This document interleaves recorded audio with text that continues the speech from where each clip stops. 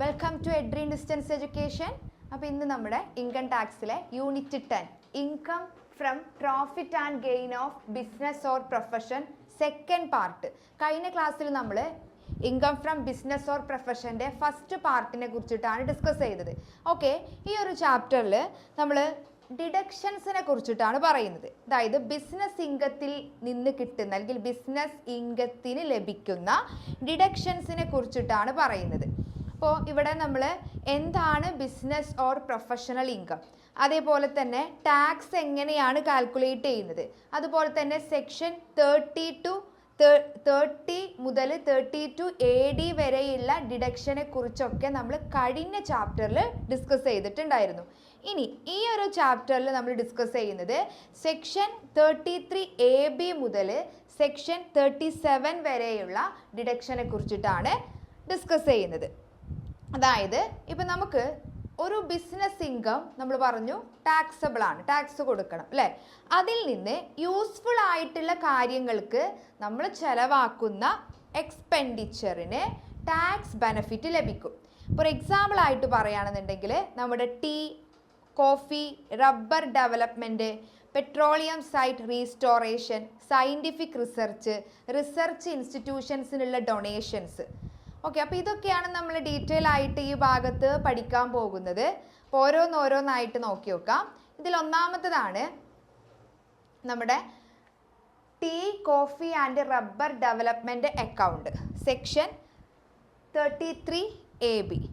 അതായത് നമുക്ക് ഈ ഒരു ചാപ്റ്ററിൽ സ്പെസിഫിക് ഡിഡക്ഷൻസിനെ കുറിച്ചിട്ടാണ്, ബിസിനസ് ഇൻകത്തിൽ നിന്ന് കുറക്കാൻ കഴിയുന്ന സ്പെസിഫിക് ഡിഡക്ഷൻസിനെ കുറിച്ചിട്ടാണ് ഇവിടെ ഡീറ്റെയിൽ ആയിട്ട് നമ്മൾ ഡിസ്കസ് ചെയ്യുന്നത്.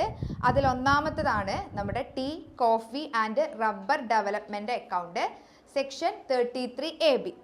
ഈ ഒരു സെക്ഷൻ പ്രകാരം നമ്മുടെ ടീ, അതുപോലെ തന്നെ റബ്ബർ, കോഫി ഇത് വളർത്തുക, എന്നിട്ട് എന്ത് ചെയ്യുക, അത് മാനുഫാക്ചറിങ് നടത്തി അങ്ങനെയുള്ള ചില ബിസിനസ്സുകൾ ഉണ്ടല്ലോ. നമ്മൾ പാർഷ്യൽ അഗ്രികൾച്ചറൽ ഇൻകത്തിൽ ഇതിനെ കുറിച്ചിട്ട് നമ്മൾ ഡിസ്കസ് ചെയ്തിട്ടുണ്ടായിരുന്നു അല്ലേ. അപ്പോൾ ഇവിടെ എങ്ങനെയാണ് ചെയ്യുന്നത്, ഇപ്പോൾ ടീ ആയിക്കോട്ടെ, കോഫി ആയിക്കോട്ടെ, റബ്ബർ ആയിക്കോട്ടെ, ഇത് നമ്മൾ ഓൾറെഡി നമ്മൾ കൃഷി ചെയ്തു, എന്നിട്ട് അതിൽ നിന്ന് മാനുഫാക്ചറിങ് നടത്തി ബിസിനസ് നടത്തുന്ന സ്ഥാപനങ്ങൾക്കാണെന്നുണ്ടെങ്കിൽ അവർക്ക് കിട്ടുന്ന ടാക്സ് ബെനിഫിറ്റിനെ കുറിച്ചിട്ടാണ് ഈ സെക്ഷനിൽ പറയുന്നത്. അതായത് അപ്പോൾ ഇന്ത്യയിൽ ടീ, കോഫി, റബ്ബർ ബിസിനസ് നടത്തുന്നവർക്ക് മാത്രമാണ് ഈ സെക്ഷൻ പ്രകാരം ഡിഡക്ഷൻസ് കിട്ടുക. അതായത് നബാർഡ്, അതുപോലെ തന്നെ ടീ, കോഫി, റബ്ബർ ബോർഡ് അംഗീകരിച്ച സ്കീമിലേക്ക് നമ്മൾ ക്യാഷ് ഇൻവെസ്റ്റ് ചെയ്യാണ്, മണി ഇൻവെസ്റ്റ് ചെയ്യാണ്. ഓക്കെ, അതായത് ഇപ്പോൾ ഇത് നമുക്ക് ഡിഡക്ഷൻ കിട്ടണം എന്നുണ്ടെങ്കിൽ എന്തൊക്കെ കാര്യങ്ങളാണ് വേണ്ടത് എന്നുള്ളതിനെ കുറിച്ചിട്ടാണ് പറയുന്നത്. അതായത് സെക്ഷൻ 33 AB പ്രകാരം ഒരു ബിസിനസ് ഇൻകത്തിന് ഡിഡക്ഷൻ കിട്ടണം എന്നുണ്ടെങ്കിൽ ഒന്നാമത്തെ കണ്ടീഷൻ എന്താണ്, ഇന്ത്യയിലെ ടീ, കോഫി, റബ്ബർ ബിസിനസ് നടത്തുന്നവർക്ക് മാത്രമാണ് ഈ ഡിഡക്ഷൻ കിട്ടുന്നത്. രണ്ടാമത്തത് എന്താ പറയുന്നത്, നബാർഡിലോ അല്ലെങ്കിൽ എന്താ പറയുക ടീ, കോഫി അല്ലെങ്കിൽ റബ്ബർ ബോർഡ് അംഗീകരിച്ചിട്ടുള്ള സ്കീമിലേക്ക് നമ്മൾ എന്തെങ്കിലും മണി ഇൻവെസ്റ്റ് ചെയ്യുകയാണെന്നുണ്ടെങ്കിൽ ഇൻവെസ്റ്റ് ചെയ്തിരിക്കണം. ദെൻ അതുപോലെ തന്നെ പ്രീവിയസ് ഇയർ അവസാനിച്ചതിന് ശേഷം 6 മാസത്തിനുള്ളിൽ ഇൻകം ടാക്സ് റിട്ടേൺ ഫയൽ ചെയ്യേണ്ട ഡ്യൂ ഡേറ്റിന് മുമ്പോ എന്ത് ചെയ്യണം, ഇത് ഡെപ്പോസിറ്റ് ചെയ്യണം. ഓക്കെ, അതുപോലെ തന്നെ ഈ അക്കൗണ്ട് ഒരു ചാർട്ടേഡ് അക്കൗണ്ടൻറ്റ് ഓഡിറ്റ് ചെയ്യണം.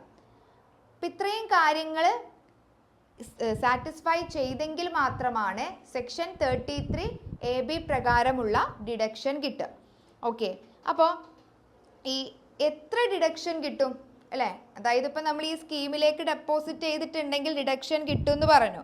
എത്ര ഡിഡക്ഷൻ കിട്ടും, അതാണ് ക്വസ്റ്റ്യൻ. എത്ര ഡിഡക്ഷൻ കിട്ടും, അതായത് ഇപ്പോൾ താഴെ 2 എമൗണ്ട് ഉണ്ട്. ഒന്നാമത്തതാണ് നമ്മൾ എത്ര രൂപയാണോ ഈ ഒരു ഡെവലപ്മെൻറ്റ് അക്കൗണ്ടിലേക്ക് ഡെപ്പോസിറ്റ് ചെയ്തത് എന്ന് നോക്കുക അല്ലേ. അതായത് ഡെപ്പോസിറ്റ് ചെയ്ത തുക എത്രയാണോ എന്ന് നോക്കുക. ദെൻ അതുപോലെ തന്നെ ബിസിനസ് പ്രോഫിറ്റിൻ്റെ 40% അല്ലേ, നമ്മൾ ഡെപ്പോസിറ്റ് ചെയ്തത് എത്രയാണെന്ന് നോക്കുക.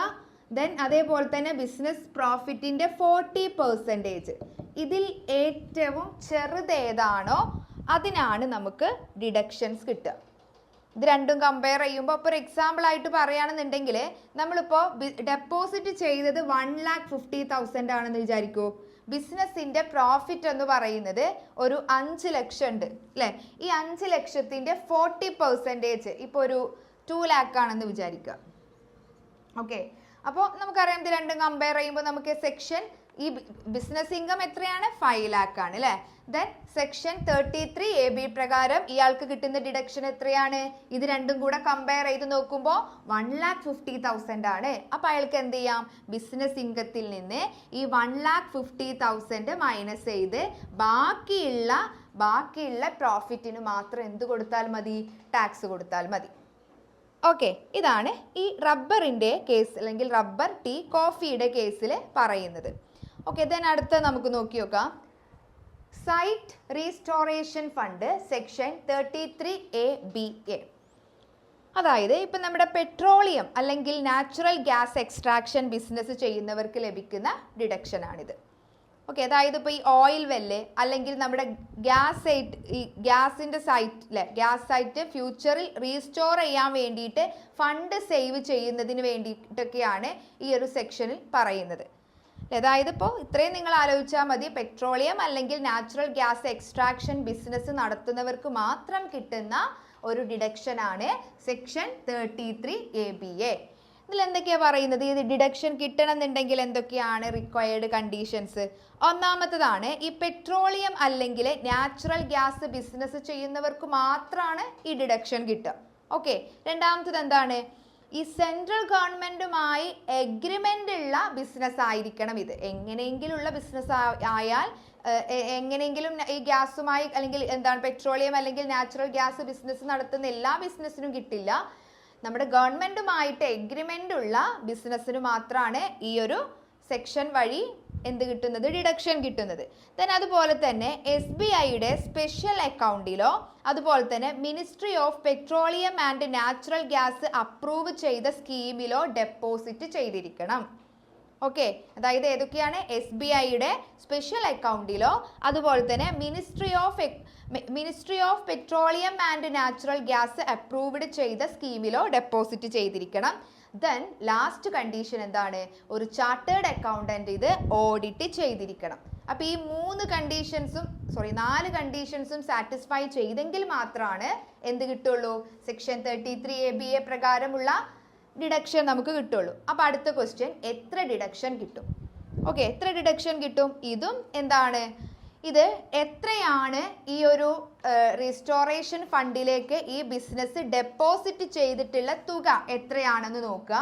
ദെൻ അതുപോലെ തന്നെ ബിസിനസ് പ്രോഫിറ്റിൻ്റെ 20%. അപ്പം ഡെപ്പോസിറ്റ് ചെയ്ത തുകയും അതുപോലെ തന്നെ ബിസിനസ് പ്രോഫിറ്റിൻ്റെ 20%ഉം കൂടെ കമ്പയർ ചെയ്ത് നോക്കുക. ഇതിൽ ഏറ്റവും കുറവുള്ള ലീസ്റ്റ് എമൗണ്ട് ഏതാണോ അതാണ് ഡിഡക്ഷൻ കിട്ടുക. ഇപ്പോൾ ഒരു എക്സാമ്പിൾ ആയിട്ട് പറയുകയാണെന്നുണ്ടെങ്കിൽ നമുക്ക് ബിസിനസ് പ്രോഫിറ്റ് ആയിട്ട് കിട്ടിയിട്ടുള്ളത് ഒരു 10 lakh ആണെന്ന് വിചാരിക്കുക. ഓക്കെ, ദെൻ നമ്മൾ ഡെപ്പോസിറ്റ് ചെയ്തിട്ടുള്ള തുക എന്ന് പറയുന്നത് 1,50,000 തന്നെയാണെന്ന് വിചാരിക്കുക.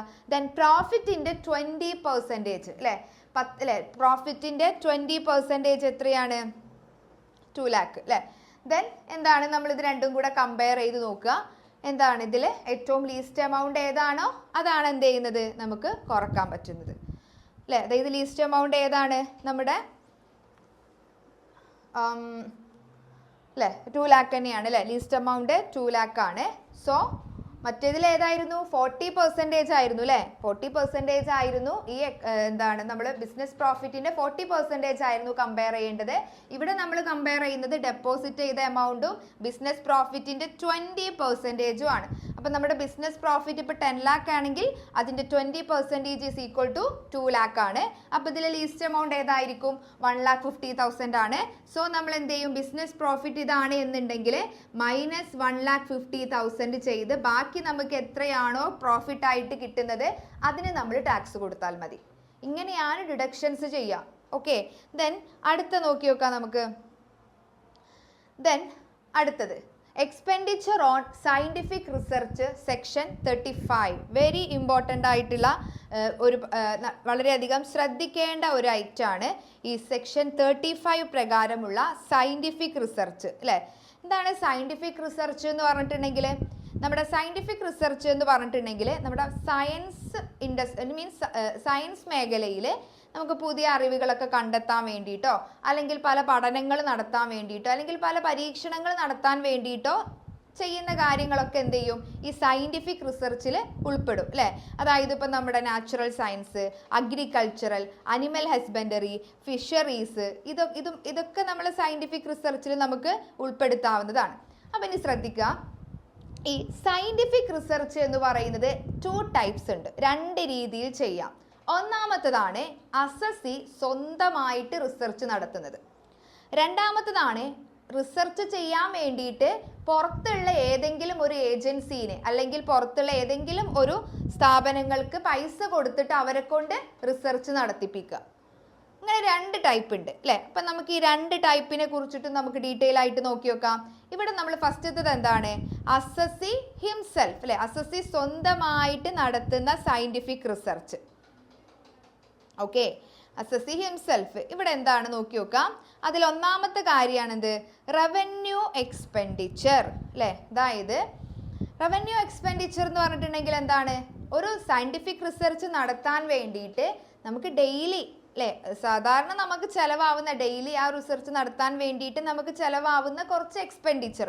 എക്സാമ്പിൾ ആയിട്ട് പറയുകയാണെന്നുണ്ടെങ്കിൽ ഇപ്പോൾ നമുക്ക് സയൻറ്റിഫിക് മെറ്റീരിയൽസ് വാങ്ങണം, എംപ്ലോയീസിന് സാലറി കൊടുക്കണം, ലാബ് എക്സ്പെൻസസ് അല്ലേ. അപ്പോൾ അതായത് ഇതാണ് എന്ത്? റവന്യൂ എക്സ്പെൻഡിച്ചർ എന്ന് പറഞ്ഞിട്ടുണ്ടെങ്കിൽ. ഇപ്പോൾ ഇവിടെ നമ്മൾ ശ്രദ്ധിക്കേണ്ട ഒരു കാര്യം എന്താണെന്ന് വെച്ചിട്ടുണ്ടെന്നുണ്ടെങ്കിൽ ഈ റിസർച്ച് ബിസിനസ്സുമായി ബന്ധപ്പെട്ടതായിരിക്കണം അല്ലേ. നമ്മൾ ഏത് ഹെഡാണ് പഠിക്കുന്നത്? Income from business or profession ഹെഡാണ് പഠിക്കുന്നത്. അപ്പം നമ്മൾ നടത്തുന്ന ബിസിനസ്സുമായി ബന്ധപ്പെട്ട റിസർച്ചിലേക്ക് നമുക്ക് വന്നിട്ടുള്ള ചെലവുകൾ നമുക്ക് ഡിഡക്ഷനായിട്ട് കുറക്കാം അല്ലേ. അപ്പം നമ്മൾ അതിന് വേണ്ടിയിട്ട് ഈ സയൻറ്റിഫിക് റിസർച്ചിനെ 2 രീതിയിൽ തരംതിരിച്ചു. ഒന്ന് അസസി സ്വന്തമായിട്ട് നടത്തുന്നതും, രണ്ടാമത് എന്താണ്? ഒരു ഏജൻസീനെ ആ റിസർച്ച് നടത്താൻ വേണ്ടിയിട്ട് നമ്മൾ വേറൊരു ഏജൻസീനെ ഏൽപ്പിക്കുകയാണ്. ഇപ്പം നമ്മൾ പറഞ്ഞുകൊണ്ടിരിക്കുന്നത് എന്താണ്? അസസി സ്വന്തമായിട്ട് അയാളുടെ ബിസിനസ്സുമായി, ഇവിടെ നോട്ട് ചെയ്യേണ്ട പോയിന്റ് ആണ്, ബിസിനസ്സുമായി ബന്ധപ്പെട്ട റിസർച്ച് നടത്തുകയാണെങ്കിൽ അല്ലേ, അങ്ങനെയാണെങ്കിൽ മാത്രമാണ് എന്ത് കിട്ടുള്ളൂ? ഈ ഒരു സെക്ഷൻ പ്രകാരമുള്ള ഡിഡക്ഷൻ നമുക്ക് കിട്ടുള്ളൂ. അത് നോട്ട് ചെയ്യണം. ദെൻ അതുപോലെ തന്നെ എന്താണ്? റവന്യൂ എക്സ്പെൻഡിച്ചർ മാത്രമേ നമുക്ക് ഡിഡക്ഷൻ കിട്ടുള്ളൂ. റവന്യൂ എക്സ്പെൻഡിച്ചർ എന്താണ് നിങ്ങൾ നോട്ട് ചെയ്യണം. എന്താണ്? ബിസിനസ്സുമായി ബന്ധപ്പെട്ട് നമുക്കിപ്പോൾ മെറ്റീരിയൽ വാങ്ങണം, എംപ്ലോയീസിന് സാലറി കൊടുക്കണം, ലാബ് റിലേറ്റഡ് ആയിട്ടുള്ള എക്സ്പെൻസസ് ഉണ്ടായിരിക്കും അല്ലേ. അപ്പോൾ അത് നമുക്ക് എന്ത് കിട്ടും? മുഴുവനായിട്ടും, അതായത് റവന്യൂ സയൻറ്റിഫിക് റിസർച്ചുമായി ബന്ധപ്പെട്ട റവന്യൂ എക്സ്പെൻഡിച്ചർ മുഴുവനായിട്ടും നമുക്ക് ഡിഡക്ഷൻ കിട്ടും. ഓക്കെ, അങ്ങനെയാണെന്നുണ്ടെങ്കിൽ അപ്പോൾ അതിന് മുന്നേ നമുക്കൊരു വേറൊരു ഡൗട്ട് വരും. നമ്മൾ ഈ ബിസിനസ് തുടങ്ങുന്നതിന് മുമ്പുള്ള റവന്യൂ എക്സ്പെൻഡിച്ചർ ആണെന്നുണ്ടെങ്കിലോ? അതായത് ബിസിനസ് തുടങ്ങുന്നതിന് മുമ്പ് നമ്മളൊരു ബിസിനസ്സുമായി ബന്ധപ്പെട്ട സയൻറ്റിഫിക് റിസർച്ചിൽ ഏർപ്പെട്ടിട്ടുണ്ടെങ്കിൽ അതിന് നമുക്ക് റവന്യൂ എക്സ്പെൻഡിച്ചർ ചെലവായിട്ടുണ്ടെങ്കിൽ ബിസിനസ് തുടങ്ങുന്നതിൻ്റെ തൊട്ടു മുമ്പുള്ള 3 വർഷത്തിനുള്ളിൽ നമ്മൾ ചെലവാക്കിയിട്ടുള്ള സയൻറ്റിഫിക് റിസർച്ചിനായിട്ട് നമ്മൾ ചെലവാക്കിയിട്ടുള്ള റവന്യൂ എക്സ്പെൻഡിച്ചർ നമുക്ക് ഡിഡക്ഷൻ ആയിട്ട് കിട്ടും. അപ്പോൾ നോട്ട് ചെയ്യേണ്ട പോയിന്റ് എന്താണ്? ബിസിനസ് തുടങ്ങുന്നതിന് മുമ്പുള്ള 3 വർഷം അല്ലേ, അതിന് നമ്മൾ സയൻറ്റിഫിക് റിസർച്ചിന് വേണ്ടിയിട്ട് റവന്യൂ എക്സ്പെൻഡിച്ചർ നമുക്ക് ചിലവായിട്ടുണ്ടെങ്കിൽ അതിന് നമുക്ക് എന്ത് കിട്ടും? ഡിഡക്ഷൻസ് കിട്ടും. പക്ഷേ അവിടെ കണ്ടീഷൻസ് ഉണ്ട്. ഒരു പ്രിസ്ക്രൈബ്ഡ് അതോറിറ്റി അത് ക്ലാരിഫൈ ചെയ്യണം. ഓക്കെ, ഇപ്പോൾ ഒരു എക്സാമ്പിൾ ആയിട്ട് പറയുകയാണെന്നുണ്ടെങ്കിൽ ഒരു ബിസിനസ് സ്റ്റാർട്ട് ചെയ്തത് ഒരു 2019 വിചാരിച്ചോളൂ. ഓക്കെ, അപ്പം അങ്ങനെയാണെന്നുണ്ടെങ്കിൽ നമുക്ക് 2016 മുതൽ 2019 വരെ സയൻറ്റിഫിക് റിസർച്ചുമായി ബന്ധപ്പെട്ട റവന്യൂ എക്സ്പെൻഡിച്ചർ ഡിഡക്ഷൻ ആയിട്ട് അനുവദിക്കും. അപ്പം ആ പോയിന്റുകൾ മാത്രം നിങ്ങൾ നോട്ട് ചെയ്യുക. ദെൻ അപ്പോൾ ഇതിൽ നിന്ന് നമുക്ക് മനസ്സിലാക്കിയിട്ടുള്ളൊരു പോയിന്റ് എന്താണ്? സയന്റിഫിക് റിസർച്ച് ഒരു അസസി സ്വന്തമായിട്ട് നടത്തുകയാണെന്നുണ്ടെങ്കിൽ അയാൾക്ക് ആ സയന്റിഫിക് റിസർച്ചുമായി ബന്ധപ്പെട്ട റവന്യൂ എക്സ്പെൻഡിച്ചർ അയാൾക്ക് ഡിഡക്റ്റ് ചെയ്യാവുന്നതാണ് അല്ലേ? അതുപോലെ തന്നെ ബിസിനസ് തുടങ്ങുന്നതിൻ്റെ 3 വർഷം മുമ്പ് വരെയുള്ള സയന്റിഫിക് റിസർച്ചുമായി ബന്ധപ്പെട്ട റവന്യൂ എക്സ്പെൻഡിച്ചർ അയാൾക്ക് ഡിഡക്റ്റ് ചെയ്യാവുന്നതാണ്. ദെൻ അടുത്ത നോക്കി നോക്കൂ, അങ്ങനെയാണെങ്കിൽ ക്യാപിറ്റൽ എക്സ്പെൻഡിച്ചറോ? അതായത് നമ്മുടെ സയന്റിഫിക് റിസർച്ചുമായി ബന്ധപ്പെട്ട ക്യാപിറ്റൽ എക്സ്പെൻഡിച്ചറിൻ്റെ കേസ് എങ്ങനെയായിരിക്കും? ഓക്കെ, അതായത് സെക്ഷൻ 35 തന്നെ അതാണല്ലോ സയന്റിഫിക് റിസർച്ചുമായി ബന്ധപ്പെട്ടത്. എന്താണ് സെക്ഷൻ 35 അല്ലെ? സബ്സെക്ഷൻ 1 ക്ലോസ് 4 അല്ലെ? അതുമായി ബന്ധപ്പെട്ട് നോക്കി നോക്കാം. ഇപ്പൊ ക്യാപിറ്റൽ എക്സ്പെൻഡിച്ചർ എന്ന് പറഞ്ഞാൽ നിങ്ങൾക്ക് അറിയുണ്ടായിരിക്കും, നമ്മളിപ്പോൾ ഒരു ലോങ് ടേം യൂസിന് വേണ്ടിയിട്ട് അസറ്റുകൾ വാങ്ങാറുണ്ട്, ഫിക്സ്ഡ് അസറ്റുകൾ വാങ്ങാറുണ്ട്. ഇപ്പൊ നമുക്കൊരു റിസർച്ച് നടത്തണം എന്നുണ്ടെങ്കിൽ ചിലപ്പോൾ പ്ലാന്റ് ആൻഡ് മെഷീനറി വേണ്ടി വരും, ബിൽഡിംഗ് കൺസ്ട്രക്ഷൻ വേണ്ടി വരും, വെഹിക്കിൾസ് വേണ്ടി വരും അല്ലേ? ഇതൊക്കെ എന്താണ്, നമ്മൾ ഒരുപാട് കാലത്തിന് വേണ്ടിയിട്ട് അതായത് ഒരു ലോങ് ടേം യൂസിന് വേണ്ടിയിട്ട്, അതായത് ലോങ് ടേം അസറ്റുകളാണ് ഇത് അല്ലേ? അതായത് ഫിക്സ്ഡ് അസറ്റുകളാണ്. അതിനെയാണ് നമ്മൾ എന്ത് വിളിക്കുന്നത്? ക്യാപിറ്റൽ എക്സ്പെൻഡിച്ചർ എന്ന് വിളിക്കുന്നത്. അപ്പോൾ ഇവിടെ നമ്മളിപ്പോൾ ഒരു ഇമ്പോർട്ടൻ്റ് ആയിട്ടുള്ള പോയിന്റ് ശ്രദ്ധിക്കേണ്ടത് എന്താണെന്ന് വെച്ചാൽ, നമുക്കിപ്പോൾ സയന്റിഫിക് റിസർച്ചിനായിട്ട് ഉപയോഗിക്കുന്ന ക്യാപിറ്റൽ എക്സ്പെൻഡിച്ചറിനും നമുക്ക് ഡിഡക്ഷൻ കിട്ടും. പക്ഷെ അവിടുത്തെ മെയിൻ പോയിന്റ് എന്താണെന്ന് വെച്ചാൽ, ഈ ലാൻഡ് പർച്ചേസ് ചെയ്തിട്ടുള്ള അല്ലെ, റിസർച്ചിന് വേണ്ടിയിട്ട് നമ്മളിപ്പോൾ ഒരു ലാൻഡ് പർച്ചേസ് ചെയ്തു, അതിൻ്റെ എക്സ്പെൻഡിച്ചർ നമുക്ക് ഡിഡക്ഷൻ കിട്ടൂല. അതല്ലാതെ സയന്റിഫിക് റിസർച്ചുമായി ബന്ധപ്പെട്ട എല്ലാ ക്യാപിറ്റൽ എക്സ്പെൻഡിച്ചറിനും നമുക്ക് എന്ത് കിട്ടും? ഡിഡക്ഷൻ കിട്ടും അല്ലെ? അപ്പോൾ ഈ പോയിന്റിൽ നിങ്ങൾ നോട്ട് ചെയ്യേണ്ട കാര്യങ്ങൾ എന്തൊക്കെയാണ്? റവന്യൂ എക്സ്പെൻഡിച്ചറിന് ഡിഡക്ഷൻ കിട്ടുന്നുണ്ട്, ക്യാപിറ്റൽ എക്സ്പെൻഡിച്ചറിന് ഡിഡക്ഷൻ കിട്ടുന്നുണ്ട്, എക്സെപ്റ്റ് ഏതാണ്? ലാൻഡ് അല്ലെ? അതായത് ഒരു ലാൻഡ് പർച്ചേസ് ചെയ്യുകയാണെന്നുണ്ടെങ്കിൽ അതിന് ഡിഡക്ഷൻ കിട്ടില്ല. ദെൻ അപ്പോൾ ഇനി ബിസിനസ് സ്റ്റാർട്ട് ചെയ്യുന്നതിന് മുമ്പുള്ള ക്യാപിറ്റൽ എക്സ്പെൻഡിച്ചർ ആണെന്നുണ്ടെങ്കിലോ, നമ്മുടെ റവന്യൂ എക്സ്പെൻഡിച്ചറിൻ്റെ പോലെ തന്നെ ബിസിനസ് സ്റ്റാർട്ട് ചെയ്യുന്നതിന് മുമ്പുള്ള 3 വർഷത്തിനുള്ളിലെ ക്യാപിറ്റൽ എക്സ്പെൻഡിച്ചർ ഡിഡക്ഷൻസ് ആയിട്ട് നമുക്ക് കിട്ടും. ഓക്കെ, അപ്പോൾ ഇത്രയും പോയിന്റുകളാണ് ക്യാപിറ്റൽ എക്സ്പെൻഡിച്ചറുമായിട്ട് നോട്ട് ചെയ്യേണ്ട പോയിന്റ്. ദെൻ അതുമായി ബന്ധപ്പെട്ട അടുത്തൊരു പോയിന്റ് നോക്കി നോക്കാം, അൺഅബ്സോർബ്ഡ് ക്യാപിറ്റൽ എക്സ്പെൻഡിച്ചർ അല്ലേ? അതായത് scientific research capital expenditure deduct ചെയ്യാന്ന് പറഞ്ഞു അല്ലേ? ഇപ്പോൾ ഇൻ കേസ് ഒരു എക്സാമ്പിൾ ആയിട്ട് നമുക്കിപ്പോൾ ഒരു ബിസിനസ്സിന് 10 ലക്ഷം രൂപ പ്രോഫിറ്റ് കിട്ടി. അതിൽ ഇപ്പം ഇവിടെ ഈ ബിസിനസ് എന്ത് ചെയ്യുന്നുണ്ട്? ബിസിനസ്സുമായി ബന്ധപ്പെട്ട ഒരു സയന്റിഫിക് റിസർച്ച് നടത്തുന്നുണ്ട്. അതിന് ഈ ബിസിനസ്സിന് വന്നിട്ടുള്ള ക്യാപിറ്റൽ എക്സ്പെൻഡിച്ചർ എന്ന് പറയുന്നത് 15 ലക്ഷമാണെന്ന് വിചാരിക്കുക. അതായത് ആ ഒരു സയന്റിഫിക് റിസർച്ച് നടത്താൻ വേണ്ടിയിട്ട് ഈ ബിസിനസ് എന്ത് ചെയ്തിട്ടുണ്ട്? ഒരു മെഷീനോ അല്ലെങ്കിൽ വെഹിക്കിളോ എന്തെങ്കിലും ഒന്ന് ഒരു ഫിക്സഡ് അസറ്റ് വാങ്ങിയിട്ടുണ്ട്. അതിനിപ്പോൾ ഒരു 15 ലക്ഷത്തോളം ആയിട്ടുണ്ട്. അപ്പോൾ ഇവിടെ നോക്കി നോക്കൂ, ഇത് നമുക്ക് ഈ 15 ലക്ഷം നമുക്ക് ഡിഡക്റ്റ് ചെയ്യാം. ഓക്കെയാണ്, നമുക്ക് ഡിഡക്റ്റ് ചെയ്യാം, ഒരു കുഴപ്പമില്ല. പക്ഷെ അതിനുള്ള പ്രോഫിറ്റ് ഇവിടെ ഉണ്ടോ?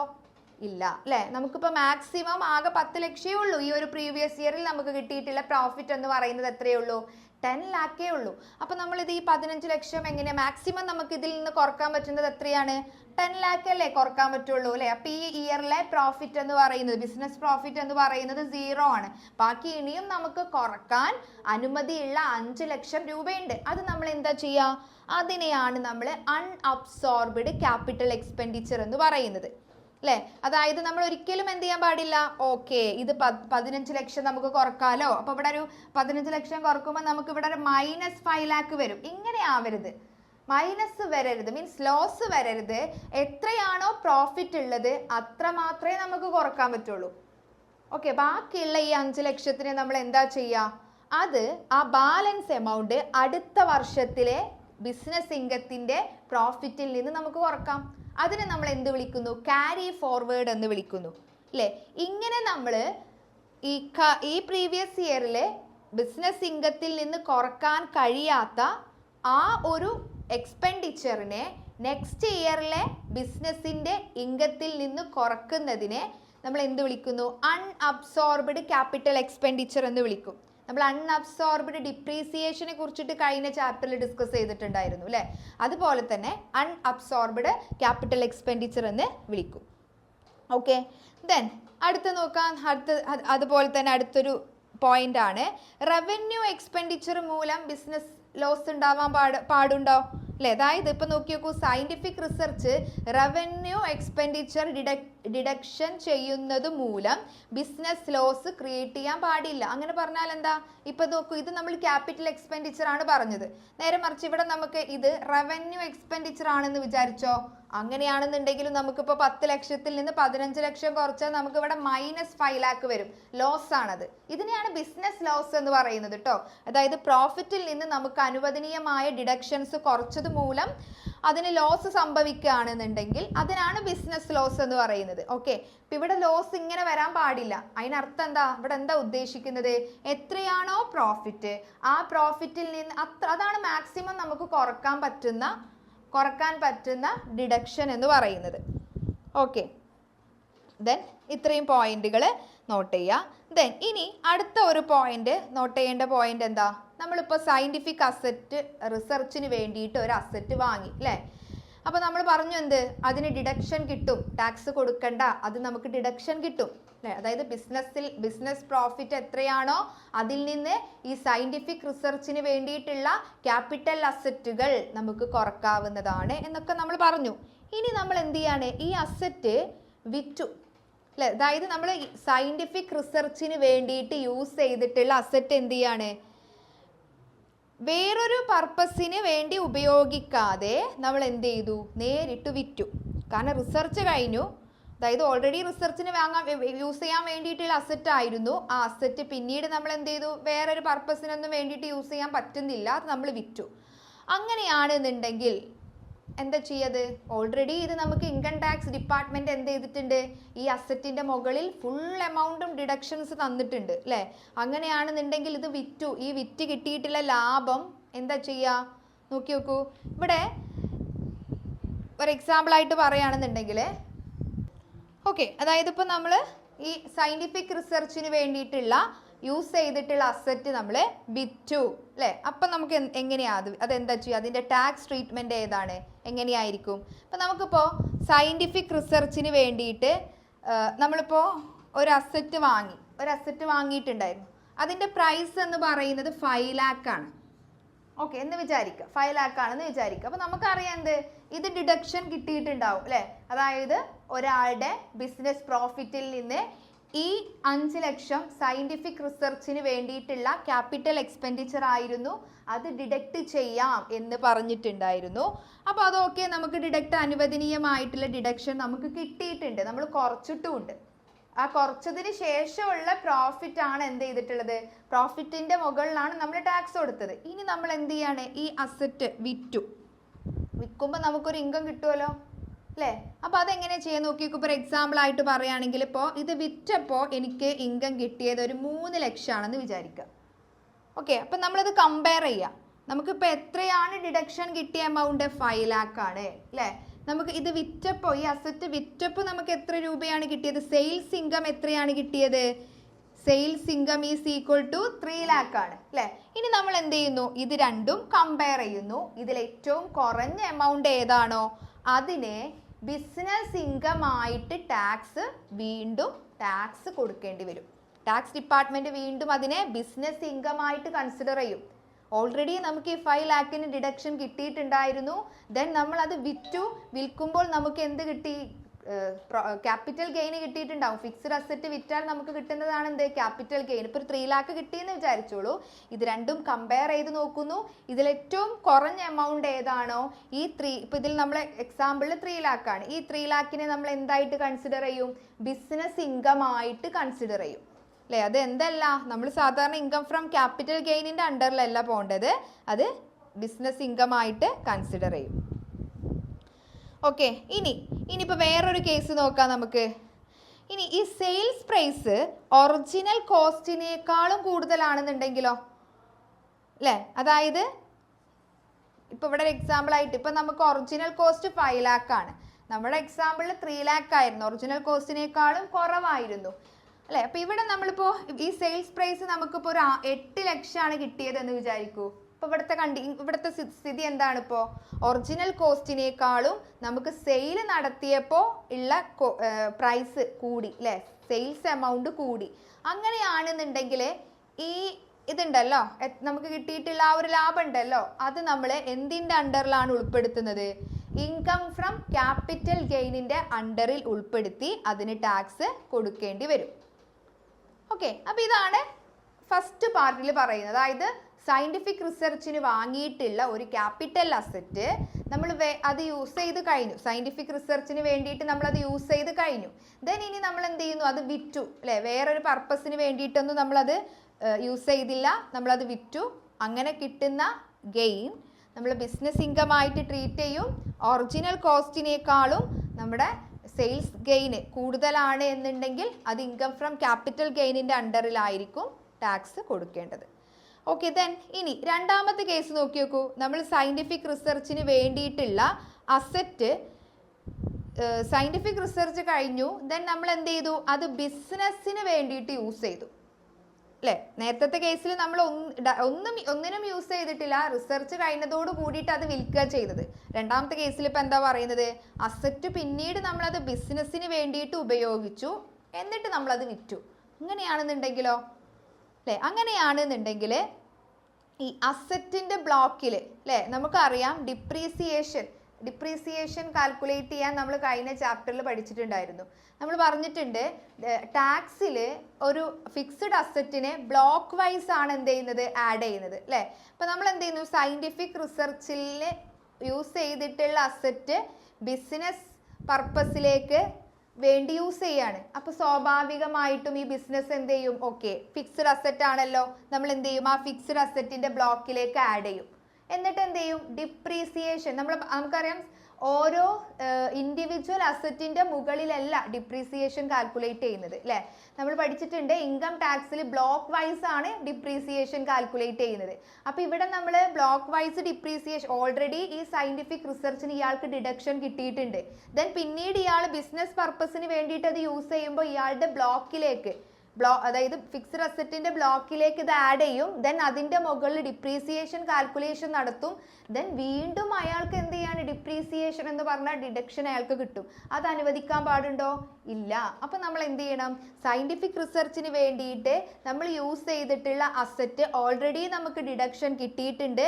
അത് നമ്മൾ വീണ്ടും ബിസിനസ് പർപ്പസിലേക്ക് യൂസ് ചെയ്യുകയാണെന്നുണ്ടെങ്കിൽ നമ്മുടെ ബ്ലോക്ക് അസറ്റ് വാല്യൂ അല്ലെങ്കിൽ അസറ്റ് ബ്ലോക്കിൽ അതിന്റെ വാല്യൂ നില്ലായിരിക്കും അല്ലേ. എന്നിട്ട് നമ്മൾ എന്ത് ചെയ്യാണ്? പിന്നീട് നമ്മൾ എന്ത് ചെയ്തു? ഈ അസറ്റ് വിറ്റു. അപ്പോൾ നമ്മൾ എന്ത് ചെയ്യും? പിന്നീട് വിറ്റിട്ടുണ്ടെങ്കിൽ ആ സെയിൽ എമൗണ്ട് ആ ബ്ലോക്കിൽ നിന്ന് ഡിഡക്റ്റ് ചെയ്യും.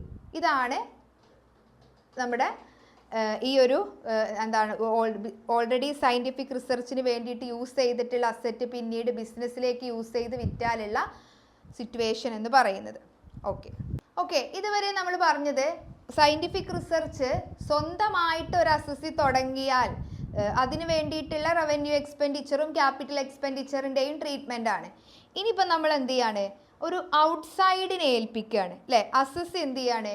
അയാളുടെ ബിസിനസ്സുമായി ബന്ധപ്പെട്ട സയൻറ്റിഫിക് റിസർച്ച് സ്വന്തമായിട്ട് ചെയ്യാതെ ഒരു ഔട്ട്സൈഡ് ഇൻസ്റ്റിറ്റ്യൂഷന് പൈസ നൽകി ചെയ്യിപ്പിക്കുകയാണ് അല്ലേ. അപ്പോൾ അതിന് നമുക്ക് ഡിഡക്ഷൻ കിട്ടുമോ?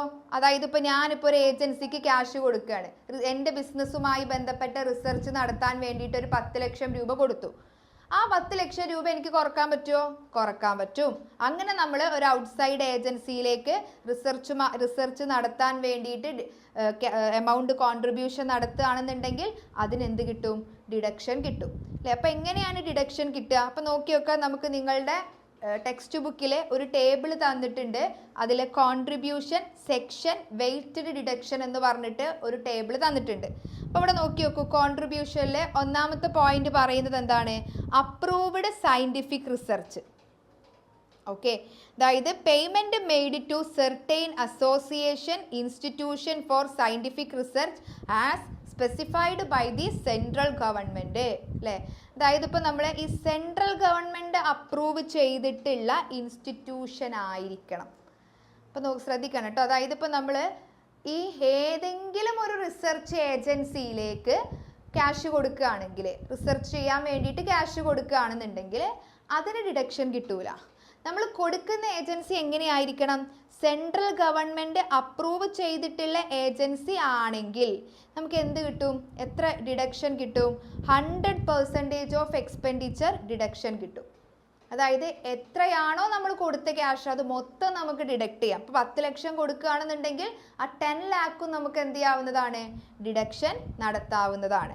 ദെൻ അതുപോലെ തന്നെ അടുത്ത നോക്കി നോക്കൂ. Payment made to certain institution for research in social science or statistical science association approved university college or other institution അല്ലേ. അതായത് ഇപ്പോൾ സെക്ഷൻ 35 സബ്സെക്ഷൻ 1 ക്ലോസ് 3 പറയുന്നത് അപ്രൂവ്ഡ് യൂണിവേഴ്സിറ്റി കോളേജ് ഇൻസ്റ്റിറ്റ്യൂഷൻ അല്ലേ, ഇവയുമായി ബന്ധപ്പെട്ട് നമ്മളിപ്പോൾ ഒരു സോഷ്യൽ സയൻസ് അല്ലെങ്കിൽ സ്റ്റാറ്റിസ്റ്റിക്കൽ സയൻസ് റിസർച്ചുമായി ആ ഒരു ടോപ്പിക്കുമായി ബന്ധപ്പെട്ടിട്ടുള്ള റിസർച്ചിനാണ് നമ്മൾ കോൺട്രിബ്യൂഷൻ കൊടുത്തത് എങ്കിൽ അതെന്താണ്? നമുക്ക് ഇതുപോലെ 100% എത്രയാണോ നമ്മൾ ക്യാഷ് ഈ ഏജൻസിനെ ഏൽപ്പിച്ചത് ആ മൊത്തം ക്യാഷ് നമുക്ക് ഡിഡക്റ്റ് ചെയ്യാവുന്നതാണ്. ദെൻ അതുപോലെ തന്നെ അടുത്ത് നോക്കി നോക്കൂ. Payment made to company to be used for scientific research അല്ലേ. അതായത് ഇപ്പോൾ payment to company for scientific research അല്ലേ.